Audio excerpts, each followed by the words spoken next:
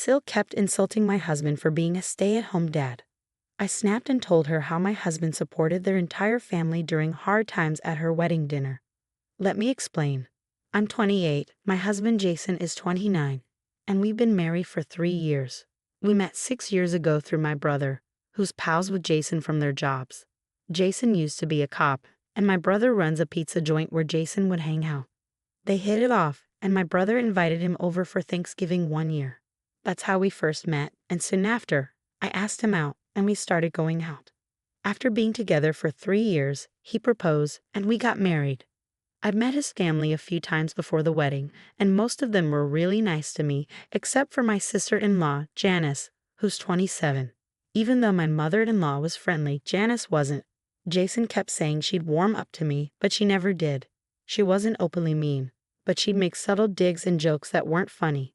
At first, it bothered me, but eventually, I got used to it and ignored her. She never confronted me when Jason was around, probably because she didn't want to risk upsetting him. But he knew how she treated me and made sure I wasn't left alone with her when we visited his family. I didn't want him to cut off his family or his sister because of a few mean comments, so we just ignored her and let her say what she wanted while I tried my best to ignore it. Jason did the same. It wasn't great, but we didn't have many options. We chose to keep the peace in the family and tolerate her behavior towards me. Looking back, I really regret not speaking up sooner and addressing this issue instead of staying silent and feeling insecure. I was worried about being seen as overly sensitive or causing problems within the family. But recently, something happened that made me realize I couldn't stay quiet any longer. Jason used to be a cop but decided to become a stay-at-home dad a few months ago. I'm a trauma surgeon, so balancing work and family is challenging for us. We have a daughter, and finding the right balance has been tough. Both of us have demanding jobs, and we couldn't spend as much time at home as we wanted. We had daycare and our parents to help with our daughter, but it wasn't enough. We felt like we were missing out on being there for her as she grew up. So about a year ago, Jason and I had a serious talk about it. He decided to leave his job as a cop to be with our daughter more. It was his choice. I didn't pressure him. He felt it was fair since I earned more, and he wanted our daughter to have one of us around most of the time. I asked him countless times if he was sure about becoming a full-time dad before I finally believed he was serious. It was a big decision, especially knowing how much he loved being a cop. I wanted to be sure he wouldn't regret it or resent me. But he seems genuinely happy taking care of our daughter and managing the household. We talked about it recently, and he admitted that it was tough adjusting at first after working for so long. However, as time passed, he grew more comfortable with it, especially since he gets to spend quality time with our daughter. He's content with how things have turned out for him. He doesn't have any complaints because he believes his dream job has shifted from being a cop to being a father, which he finds beautiful. However, his family doesn't share the same sentiment. I should have anticipated this because they're quite traditional. While they allow women to work, they don't approve of men staying home. None of the men in his family do household chores because they see it as beneath them. As a result, the women end up juggling both work and household duties, or they're pressured to quit their jobs, like my mother-in-law did. What's baffling is that they don't see anything wrong with this setup. They consider it normal. Jason and I both find this mindset ridiculous but haven't addressed it with his family to avoid pointless arguments and cover-ups for their outdated views. If they're content with their lifestyle, who are we to criticize? Luckily, Jason and I always divide responsibilities equally, and sometimes he even does more around the house if I'm working late. Now, with him at home full-time, we've adjusted, and as long as everyone's happy and healthy, and there's food on the table, the division of labor doesn't matter. However, his parents and sisters strongly disagree with this. They believe Jason's decision to leave his job and stay home makes him less of a man. They've been arguing about it for months. I initially tried to step in, but his parents made it clear it would only worsen their relationship. Jason didn't want me involved either, so I stayed out of it. It took them some time, but they eventually accepted our new arrangement and haven't mentioned it in months. It also helped that they had other things to focus on, like Janice getting married. Her boyfriend of 2 years, Harry, proposed, and suddenly everyone was preoccupied with the wedding plans, which took the spotlight off Jason for a while. We were grateful for the distraction because it gave us some relief from the pressure. His family stopped questioning Jason's decision to leave his job, and we thought the issue had blown over. But at Janice's rehearsal dinner yesterday, the topic resurfaced, leading to my outburst. With Janice's wedding happening soon, we need to address this quickly. It's urgent, so we'd appreciate a prompt response. During dinner, Jason and I sat across from Janice and Harry, surrounded by their parents and a few other relatives.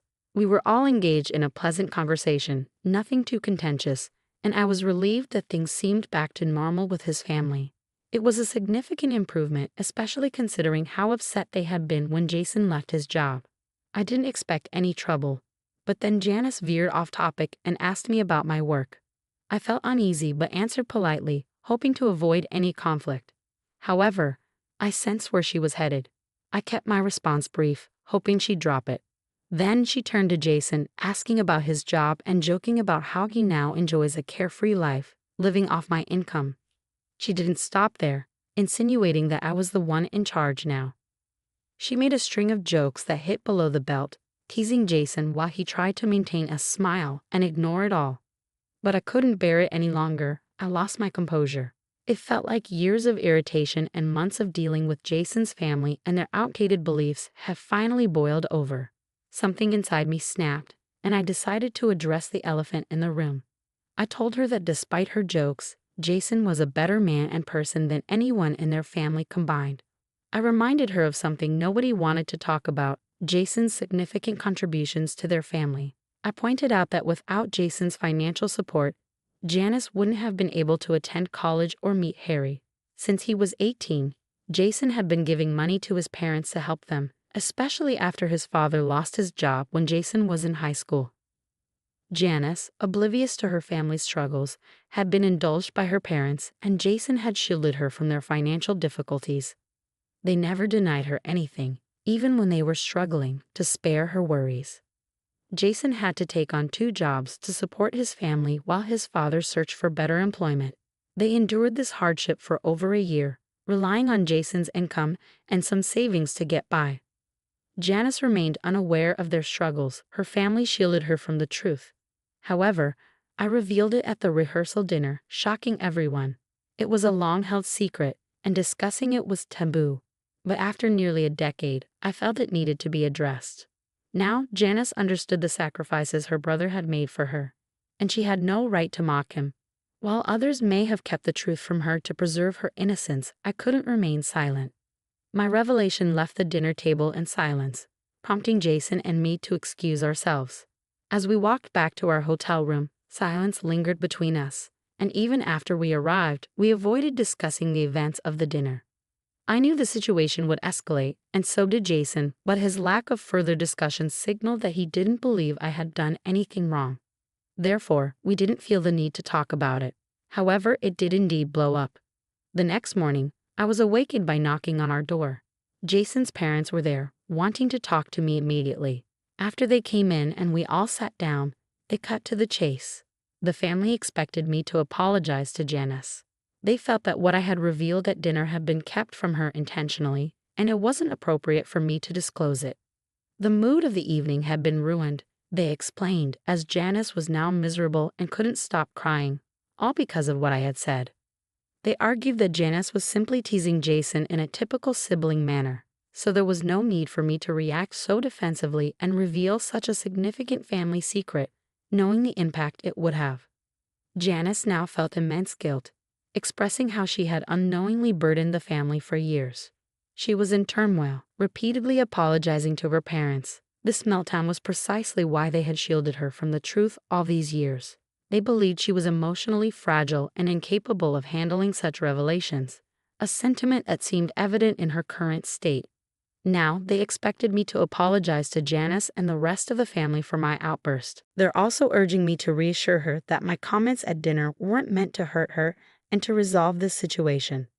I have until the end of the day to decide, but they want me to act before her wedding tomorrow. Luckily, there's a 1-day gap between the rehearsal dinner and her wedding due to some of her friends arriving today, giving me time to think. Jason believes I shouldn't apologize because I was simply defending him, and Janice has often treated me rudely, so it's justified retaliation without any regrets. I've been leaning towards this viewpoint myself, but with her wedding approaching, I'm hesitant to cause her further distress. While most of her family insists I owe her an apology, their opinion may be biased. Even Jason's stance could be influenced by his loyalty to me. Seeking a neutral perspective, I've turned to Reddit for advice. Update 1. It's now evening, and after considering the comments, I've concluded that I owe no apology. Jason and I are currently packing our things to leave because attending Janice's wedding tomorrow without apologizing would feel awkward. We'll inform his parents of our departure, as it would be impolite to leave without a word. Jason and I discussed this earlier, and he believes it's the appropriate action to take. He feels Janice's past insensitivity and rudeness warrant consequences. He confided in me that dealing with his family had become increasingly challenging since he left his job. He had hoped for their support but instead felt undermined and criticized for prioritizing time with our daughter. We were aware of his family's outdated views on gender roles and chores, but we hoped they would change. However, they chose to cling to their traditional beliefs rather than adapt. If we decide to cut ties with them now, it's because of their lack of support. We're content with our lives, and if they can't share in our happiness, we prefer not to engage with their negativity. Their behavior over the past few months has been consistently critical and pessimistic towards our choices. So it's time for us to say goodbye to these individuals. Honestly, Jason and I only stayed connected out of a sense of duty, but we can't endure their behavior any longer. I've tolerated enough disrespect disguised as jokes and concern, as has Jason. It's crucial for us to establish boundaries and make it clear that these boundaries are non-negotiable. We refuse to tolerate such treatment any longer. We teach others how to treat us, and we've set a poor example for ourselves thus far. However that ends now, it's time for everyone to understand how we expect to be treated. If they can't respect us and our choices, then they have no place in our lives. Update 2. So Jason and I are back home now. It didn't go over well with his parents when we informed them that we wouldn't be apologizing and were leaving.